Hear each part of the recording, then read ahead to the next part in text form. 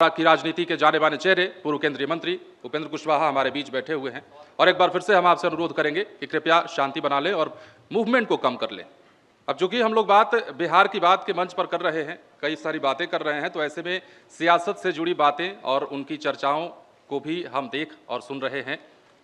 कड़ी में उपेंद्र कुशवाहा जी हमारे साथ होंगे। इससे पहले कई अतिथियों को आपने सुना देखा, लेकिन अब एक समय शिक्षा सुधार के प्रतीक बने, कभी नीतीश कुमार के सबसे करीबी थे, फिर विरोध में उतरे, पार्टी बनाई और फिर वापस आए और अब एनडीए के मंच पर फिर से लौटे हैं।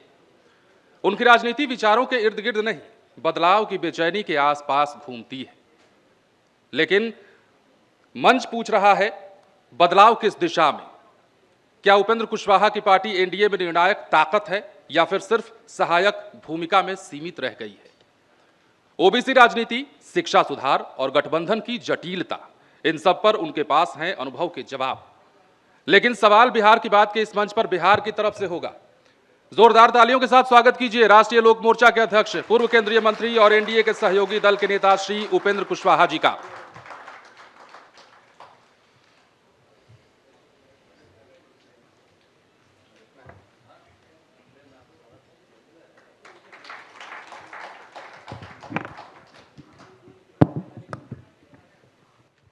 नमस्ते उपेंद्र कुशवाहा जी। चलिए, नमस्ते आपको और बहुत स्वागत है आपका श्रोताओं को भी। बिहार की बात में वादे नहीं, अब इरादे जानेंगे। चलिए, ठीक कैसे है। हैं? ठीक है, बिल्कुल ठीक है। एनडीए में सब कुछ ठीक है? एनडीए में 100% से ज़्यादा सब कुछ ठीक है। अब कभी कभी आप लोगों की ओर से जो परोस दिया जाता है उसके चलते थोड़ा कन्फ्यूजन की स्थिति बनती है, हम महसूस करते हैं, वरना सब कुछ ठीक ठाक है।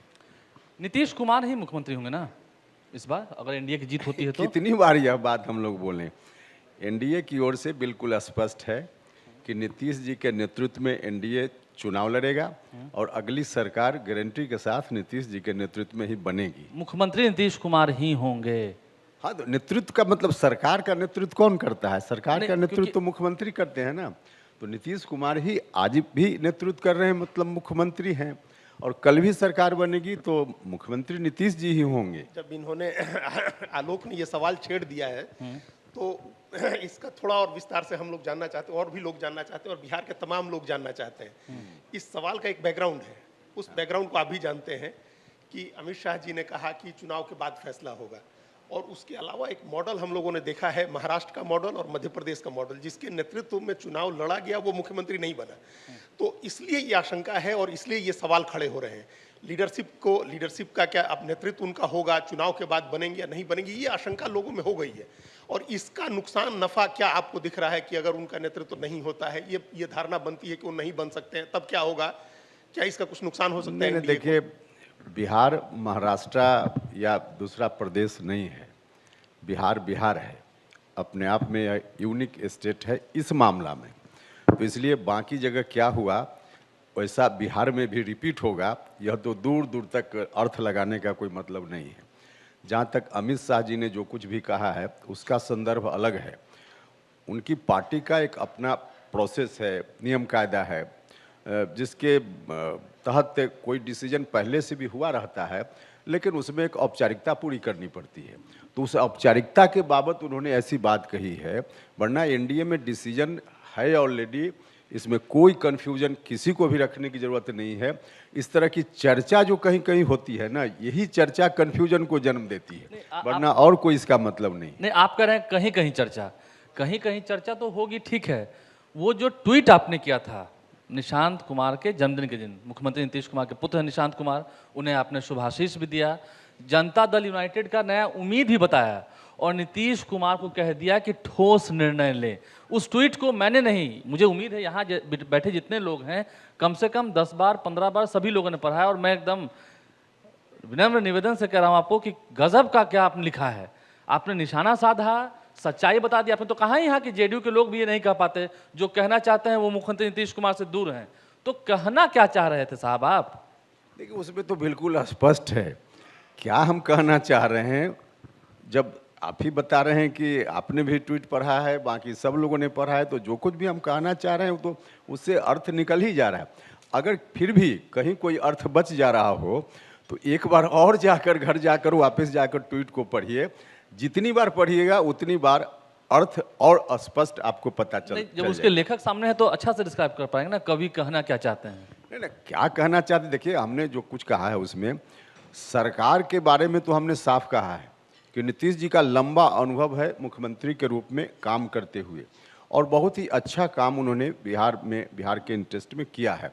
तो इस अनुभव का लाभ बिहार को आगे भी मिलते रहना चाहिए, यह जरूरी है, और इस दृष्टि से उनका मुख्यमंत्री आगे भी बने रहना आवश्यक है।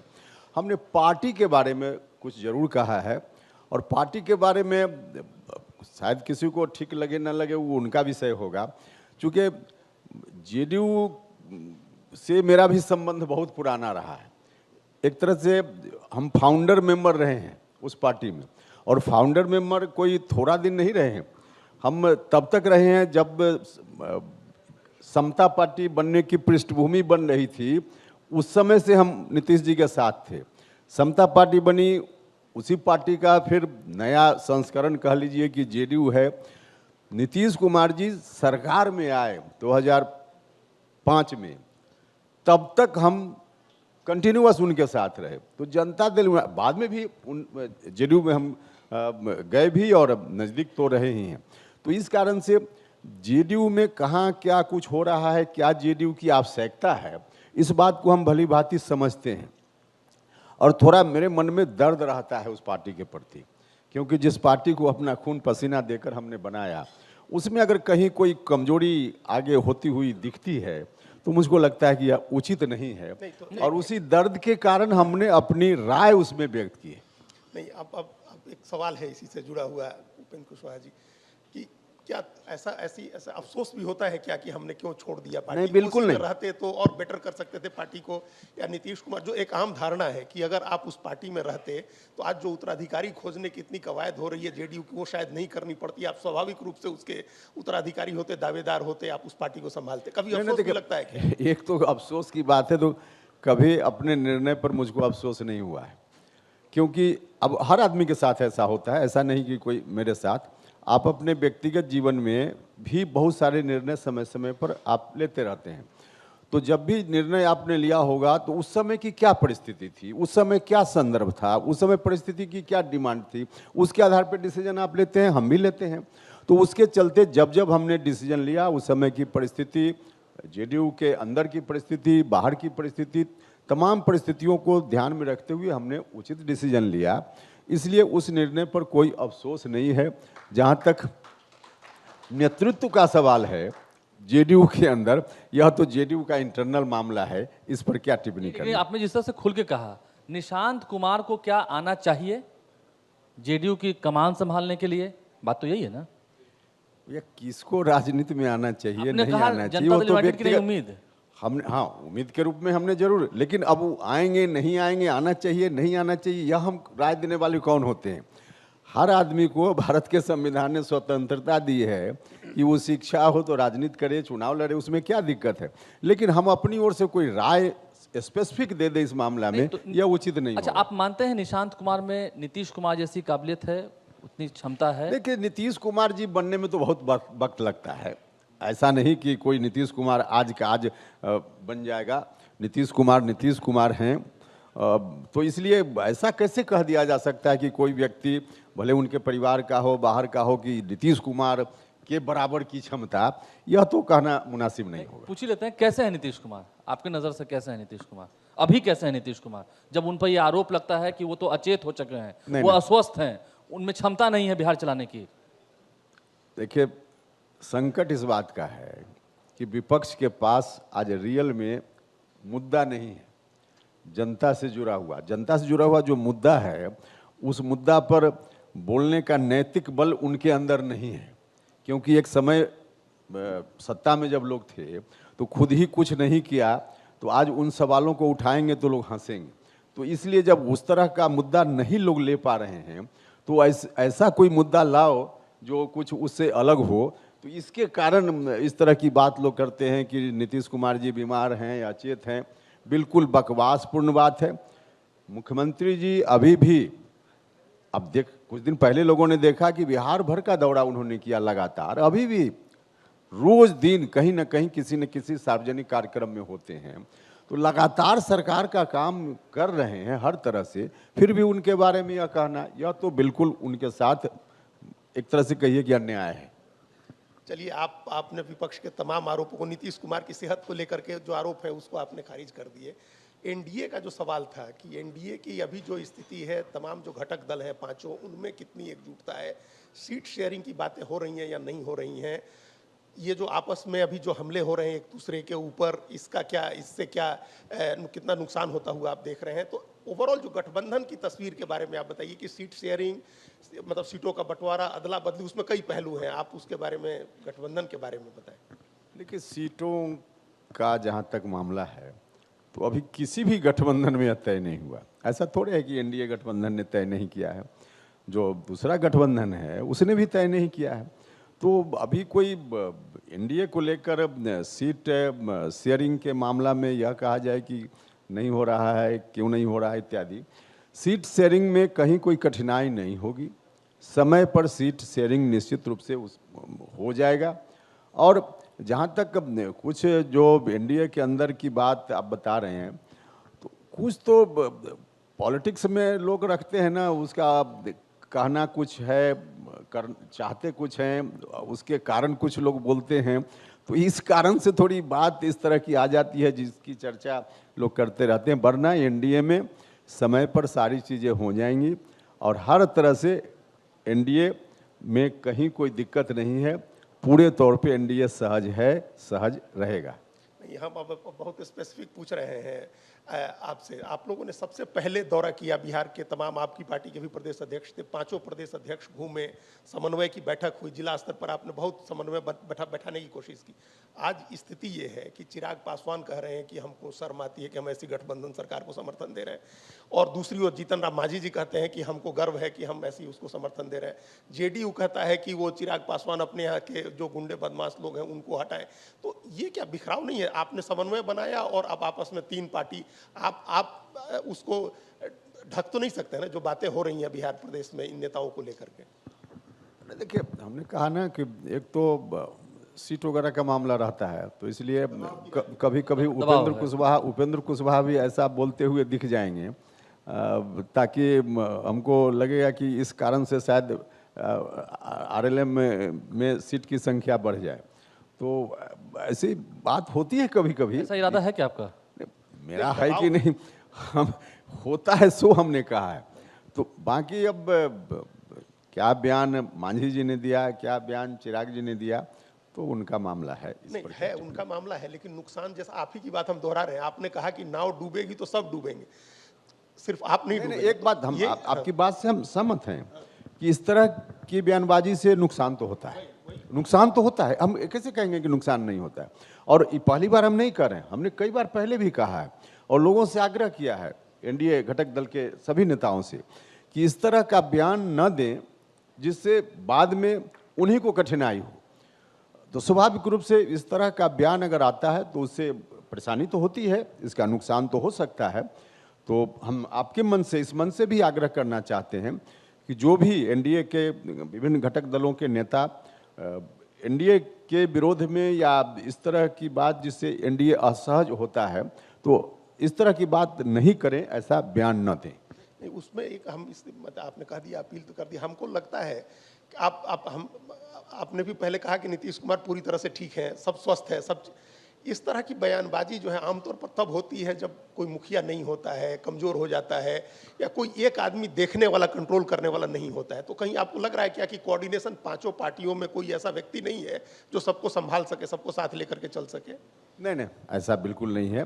देखिए, एनडीए सिर्फ बिहार में नहीं है ना, एनडीए तो देश के स्तर पे है, और देश के स्तर पर एनडीए है तो देश के स्तर पर तो हमारे प्रधानमंत्री जी, बाकी बहुत नेता हैं जो, जिनको आप कह सकते हैं कंट्रोल करने की भूमिका में, जिस भूमिका की आप चर्चा कर रहे हैं। तो इसलिए ऐसा नहीं है, बिहार में भी हर तरह से नेतृत्व है और देश के स्तर पर भी सक्षम नेतृत्व है एनडीए में, इसलिए ऐसी बात नहीं। हम उपेंद्र कुशवाहा से बात कर रहे हैं। जब 2024 के चुनाव को हम देखते हैं, ठीक है, 161 सीटों पर एनडीए का लीड रहा। कुशवाहा समाज की जब हम बात करेंगे तो आप सबसे प्रमुख चेहरे हैं, ज़्यादा गहराई में नहीं जाएंगे, लेकिन कुशवाहा समाज का वोट बटा ना, बट गया। आरजेडी की ओर गया, महागठबंधन की ओर गया, और वही हाल इस बार रहेगा तो फिर दिक्कत होगी। अच्छा, इस बात को लेकर सिर्फ कुशवाहा समाज को क्यों कटघरा में खड़ा करते हैं? कौन समाज है जिसने 100% वोट किसी एक पार्टी या एक पक्ष को दे दिया है? ऐसा कोई बता दीजिए। हर जात के लोगों का, देखिए, पार्टी कोई किसी जात के बारे में कहे कि इस जात पर हमारा एकदम 100% ठेका है, वो चाहे उपेंद्र कुशवाहा हो या कोई भी, ऐसे थोड़े चलता है। लोग स्वतंत्र हैं। हाँ, रुझान होता है अधिकांश लोग किस पक्ष में वोट कर रहे हैं, तो उसको देख करके एक माना जाता है कि कुशवाहा एनडीए के पक्ष में वोट करते हैं। जिन लोगों ने नहीं किया उस पर आप सवाल कर रहे हैं। तो अलग अलग क्षेत्र में अलग अलग कारण होता है, तो उसके चलते आपको कहीं लगता होगा कि वहाँ नहीं दिया, वहाँ नहीं दिया। तो और जात के मामला में भी ऐसी ही स्थिति है। आपके साथ भी इसलिए छल हुआ, आप मानते हैं ना? किसके आपके साथ 24 के चुनाव में? फिर से सवाल हम आपके साथ 2024 के चुनाव में छल हुआ ना? नहीं नहीं, छल का क्या मामला है इसमें? छल नहीं, कुछ लोगों ने गड़बड़ी की। किसने की? जो एनडीए में थे उन्होंने की, जो महागठबंधन में थे उन्होंने की। एनडीए के अंदर के कुछ लोगों ने गड़बड़ी की, ये तो हम पहले भी बोल चुके हैं। हम पहले भी बोल चुके हैं, इसलिए कुछ नई बात नहीं है। हाँ, लेकिन किसी पार्टी को इस बयान के द्वारा ब्लेम न किया जाए, हम आग्रह करेंगे। किसी पार्टी ने नहीं गड़बड़ी की। पार्टी में 2-4 लोग हैं जिन्होंने गड़बड़ी की, और जिन्होंने गड़बड़ी की, दुख तो इस बात का है, उपेंद्र कुशवाहा चुनाव हार गए, जीत गए, उसका कोई मतलब बहुत नहीं है।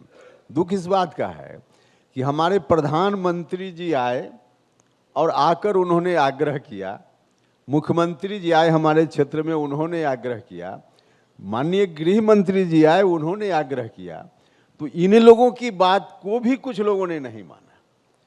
तो दुख इस बात का है। तो कुछ लोग हैं, उसको लेकर के कोई बहुत उस रूप में देखने की जरूरत इसी में जोड़ते हैं। इस बार भी ये एग्जाम है आप लोग का, कहते हैं ना बिहार में, ये बिहार का बोर्ड एग्जाम है। बात बिहार की बात हम जब कर रहे हैं, बिहार में भी चुनाव होने हैं। इस बार भी अगर ऐसा ही हाल रहा, वोटों का बिखराव होगा। कहा जाता है कि जब दूध से मुंह जलता है तो आदमी मट्ठा भी फूक फूक कर पीता है। तो जिस बात से नुकसान किसी का हो जाता है, तो आगे फिर से उसी बात को दोहराए, मुझको तो नहीं लगता है कि ऐसा उम्मीद है आपको? नहीं, उम्मीद है ऐसा कोई करता है। लोकसभा चुनाव के बाद कोई इसको लेकर के समीक्षा बैठक हुई, आपने प्रधानमंत्री को, गृह मंत्री को, मुख्यमंत्री को ये बातें बताई होंगी, तो क्या रेमेडी सोचा आप लोगों ने कि विधानसभा में ऐसा नहीं हो? चूंकि एक स्ट्रेटेजी के तौर पर, एक विपन के तौर पर आरजेडी इस बात को इस्तेमाल कर रही है कि जो गैर यादव पिछड़े वोट हैं उनको अपनी तरफ लाने के लिए उनके उम्मीदवार ज्यादा से ज्यादा दो, उनके यहाँ फूट फैलाओ। तो इसको काउंटर करने के लिए आपके पास ये आलोक, देखिए, यह तो स्ट्रेटजी से जुड़ा हुआ सवाल है। तो स्ट्रेटजी से संबंधित हर बात का खुलासा सार्वजनिक रूप से कर दिया जाए, तो स्ट्रेटजी के लिए भी तो आपने ठीक की नहीं होगी ना है। अमित शाह से मिलकर? क्या करें? अमित शाह से मिलकर शिकायत तो आपने कर दी होगी। अब हमने कहाँ शिकायत आप यहाँ कह रहे की, हैं कुछ कहाँ लोग, नहीं आपने तो वहाँ नाम भी की, बता दिया होगा। हमने शिकायत कहाँ की, कहाँ नहीं की, और जो कुछ भी बात हुई उसके आधार पर क्या स्ट्रेटजी बनी, ठीक है, इसको सार्वजनिक करना मुनासिब नहीं है। हाँ, लेकिन बनी है स्ट्रेटजी। हमने कहा ना कि उस तरह का हमने कहा कि जब मुंह जला दूध से तो मट्ठा फूक कर पिएंगे ना, हाँ, ठीक है। तो इसमें कहाँ कोई कठिनाई? अच्छा, अब ये बताइए, अब अपने गठबंधन में जो 5 पार्टियां हैं उसमें आप अपने को कहाँ, किस उस रूप में देख रहे हैं? आप बार बार आपके साथ आप नाराज भी हो जाते हैं, आपने अलग पार्टी बनाई, फिर पार्टी मर्ज किया, इस बार अलायंस में है, आप फिर से एनडीए के अलायंस में। कहाँ, किस तरह से आपके बारे में जो चर्चा है कि उपेंद्र कुशवाहा केंद्र में मंत्री बन जाएंगे, उपेंद्र कुशवाहा को इतनी सीटें मिलेंगी, ये सब चीजें, या केंद्र में मंत्री बन गए तो कुछ बार्गेनिंग पावर कम हो जाएगी, आप उस अलायंस में कहाँ अपने को देख रहे हैं और क्या उम्मीद कर रहे हैं अपने, आपके लोग भी और आप भी? एक तो मंत्री बन जाएंगे कि नहीं बन जाएंगे, सब विषय प्रधानमंत्री जी का विषय है, इस पर चर्चा का कोई मतलब नहीं है। और जहाँ तक हमारी पार्टी का सवाल है कि एनडीए में हमारी पार्टी कहाँ है, तो गठबंधन में सभी पार्टी, कई पार्टी मेंबर है उस गठबंधन में, हमारी पार्टी भी एक सदस्य है, इसमें यही है। आपने जैसे आप एकमात्र नेता हैं जिसने सीट को लेकर के कुछ नहीं कहा है। चिराग पासवान को इतनी सीटें चाहिए, रोज उनके लोग कह रहे हैं, मांझी जी कह रहे हैं कि हमको इतना वादा किया गया था, नहीं मिला, हमको इतनी सीटें चाहिए हैं। जेडीयू कहे कि हम बड़ा भाई रहना चाहते हैं। तो ये चारों पार्टियां कह रही हैं, आप कुछ नहीं कह रहे हैं, तो क्यों नहीं कह रहे हैं और आपकी क्या उम्मीद है? देखिए, क्यों नहीं कह रहे हैं, परिवार में अगर 5 भाई है, 4 भाई तो बोल रहे हैं। नहीं ना, तो इसलिए हम कह रहे हैं कि सबका नेचर स्वभाव एक जैसा नहीं होता है ना। और 5 भाई में ठीक है, शेयर जिनका जितना हो, लेकिन बड़े भाई को जो शेयर मिला वह भी मेरा ही है। अच्छा, आप ये मान रहे हैं? बिल्कुल। तो जहां नहीं, आप बड़ी बात कह रहे हैं कि आप बिल्कुल, वह भी मेरा ही है। बाकी भाई को जो शेयर मिला वह भी मेरा ही है।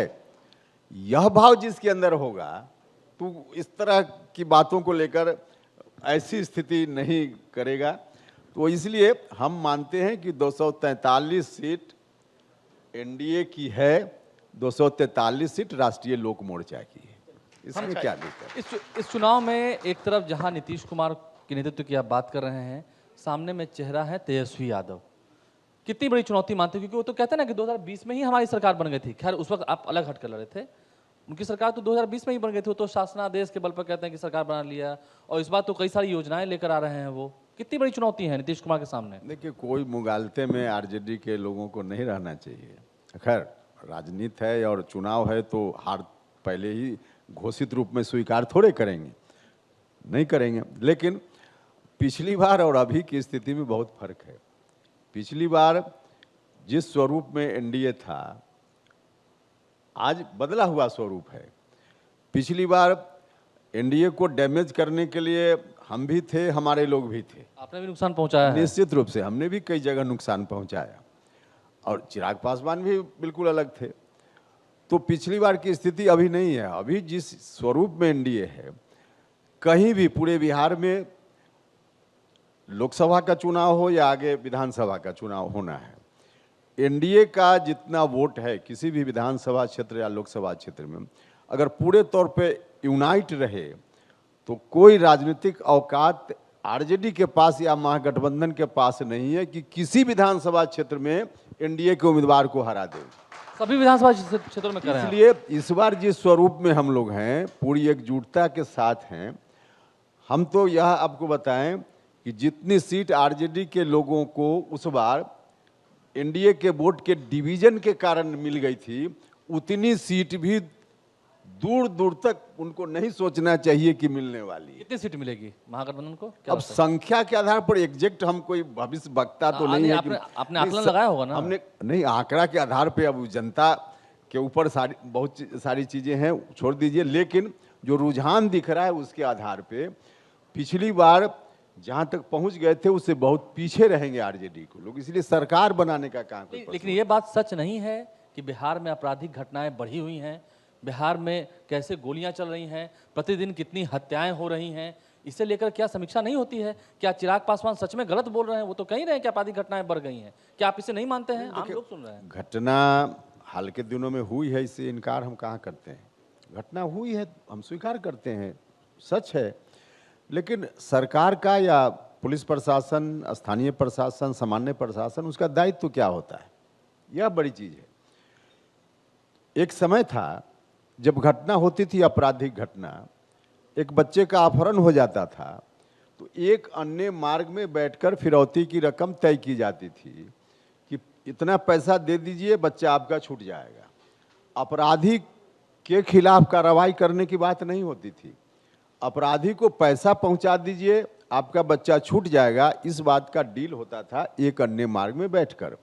अब है, घटना उस समय भी होती थी, घटना आज भी है। घटना के बाद तत्परता पूर्वक पुलिस कार्रवाई करती है, घटना के पीछे कौन लोग हैं उद्भेदन होता है, तुरंत गिरफ्तारी होती है। मतलब जो एक्शन होना चाहिए पुलिस प्रशासन का, बहुत ही त्वरित ढंग से, सख्ती से कार्रवाई होती है।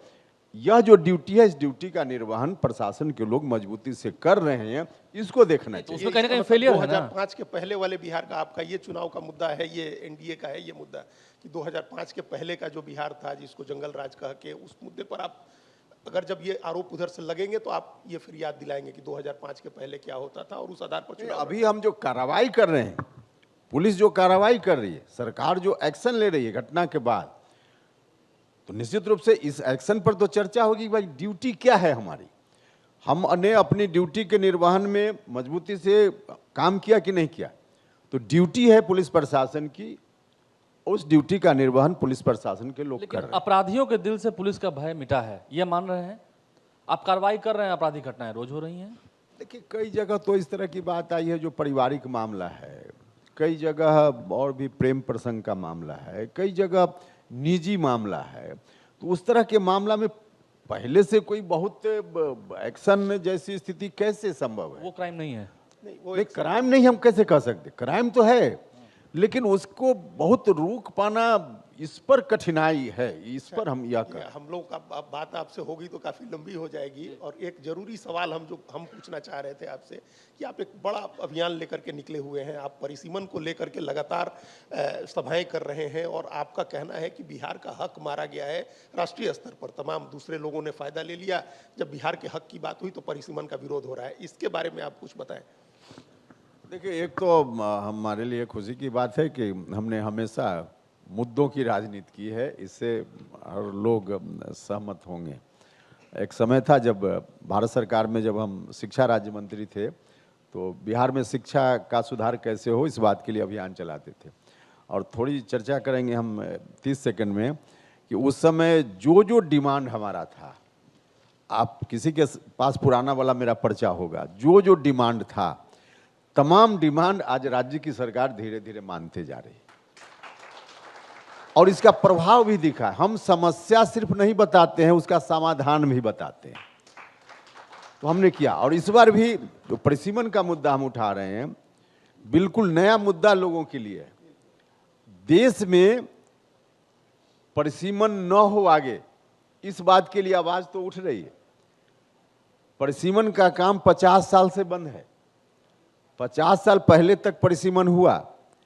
हमारे देश का संविधान कहता है कि हर 10 साल पर देश में जनगणना होगी और जनगणना में जो जनसंख्या के आंकड़े आएंगे, उन आंकड़ों के आधार पर फिर से सीटों का निर्धारण होगा लोकसभा या विभिन्न राज्यों की विधानसभाओं में। यह काम अंतिम बार 1971 की जनगणना के आधार पर हुआ और उसके बाद बंद है। इमरजेंसी के समय में कांग्रेस की सरकार ने संविधान में परिवर्तन कर दिया, जिसके चलते आज तक बंद है। अब बंद है, 50 साल की अवधि थी, दो बार 25-25 साल करके बढ़ाया गया था। अब यह अवधि 2026 में समाप्त होने वाली है। यही स्थिति बनी रही संवैधानिक व्यवस्था, तो 2026 में अब जो जनगणना होने वाली है उसके आधार पर परिसीमन होगा, लेकिन परिसीमन न हो इस बात की कोशिश शुरू हो गई है। पिछला जो सत्र चल रहा था लोकसभा का, उसमें हर दिन लगभग जो लोग चाहते हैं परिसीमन न हो अपनी आवाज उठाते थे। साउथ के कुछ राज्यों ने मीटिंग की, एक मुख्यमंत्री ने बैठक बुलाई और उसमें कई राज्य के नेता मुख्यमंत्री शामिल हुए और उन लोगों ने बाकायदा मोर्चा बना लिया है कि हम परिसीमन नहीं होने देंगे। परिसीमन नहीं होने से बिहार का और बिहार के अगल बगल के राज्यों का बहुत ही नुकसान है। अभी अगर पिछली जनगणना 2011 की जनगणना के आधार पर परिसीमन हुआ रहता तो 40 की जगह कम से कम 60 लोकसभा क्षेत्रों की संख्या बिहार में हो सकती थी। और संख्या लोकसभा क्षेत्रों की ज्यादा होगी तो स्वाभाविक रूप से बिहार के अधिकारों के लिए लड़ने वाले दिल्ली में हमारे लोगों की संख्या ज्यादा होगी। अभी कम संख्या है, इसलिए कई बार हमारी हकमारी हो जाती है। कई योजना इस तरह की बनती है कि जितनी संख्या है किसी भी राज्य में लोकसभा क्षेत्रों की, तो हर क्षेत्र में इस योजना के तहत यह काम होगा। तो 60 अगर संख्या रहती तो सभी क्षेत्र में काम होता, 40 है तो 40 जगह ही काम हो रहा है। तो इसके चलते अगर परिसीमन आगे नहीं होता है तो बिहार के साथ यह अन्याय होता रहेगा। इस अन्याय के खिलाफ हमने अपनी आवाज बुलंद की है और हमको खुशी है कि बिहार भर के लोगों का समर्थन इस पर जबरदस्त ढंग से मिल रहा है। एक आखिरी सवाल है बिहार के युवाओं से जुड़ा हुआ, नौकरी रोजगार को लेकर। ठीक है, विपक्ष के नेता तेजस्वी यादव क्या वादा कर रहे हैं वो आप समझ रहे हैं। वो कहते हैं हमने 5 लाख लोगों को नौकरी दी जब डिप्टी सीएम हुए, और अब आएंगे तो फिर नौकरियां देंगे। आपकी सरकार ने वादा किया, नीतीश कुमार की सरकार ने वादा किया 1 करोड़ युवाओं को नौकरी और रोजगार। मुझे जहां तक मालूम है चपरासी से लेकर चीफ सेक्रेटरी तक बिहार में 23 लाख नौकरियां हैं। ये 77 लाख रोजगार कहां से लाएंगे? इंडस्ट्रीज उतनी कहां से आएंगी? देखिए, रोजगार का मतलब ठीक है, रोजगार का मतलब सिर्फ सरकारी नौकरी नहीं है। सरकारी नौकरी की तो चाहे केंद्र के स्तर पर हो या विभिन्न राज्यों में उसकी सीमा है, और इधर जो टेक्नोलॉजी का नया विकास हुआ है उसके चलते कुछ संख्या घटी भी है, तो वो एक अलग विषय है। नौकरी जितने लोगों को मिल सकती है उतने ही लोगों को मिलेगी, और उतने लोगों को मिल रही है बिहार में। खास करके हर दिन माननीय मुख्यमंत्री जी नियुक्ति पत्र दे रहे हैं, लाखों नौजवानों को नौकरी मिली है, तो उसके तहत तो नौकरी मिली है। लेकिन रोजगार का जहाँ तक सवाल है, तो स्वरोजगार के लिए प्रमोट करने का काम भारत की सरकार भी और राज्य की सरकार भी कर रही है। 10 लाख रुपया शिक्षित नौजवान हैं लेकर रोजगार करें, पहले नियम था, फिर से 10 लाख को 20 लाख कर दिया गया।